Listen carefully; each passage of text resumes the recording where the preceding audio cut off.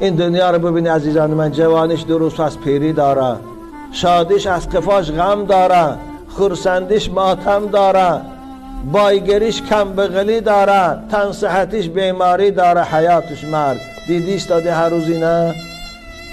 اما خدا برای شما بستانسرای جنت آماده کرده است. وقتی که ایمانی به خدا داره، وقتی که ایمانی به پیغمبرای الهی داره، وقتی که ایمانی به کتابهای آسمانی داره، وقتی که ایمانی به تقدیر داره، وقتی که ایمانی به زنده شدن روز قیامت داره، موافق به ایمان تا 5 وقت نماز تا نخانه، هر سال رمضان مبارک روزش گیره، از حرام های خدا خودتان نگه داره، مثل عرق نوشی و زناداری، دزدی، خائنی.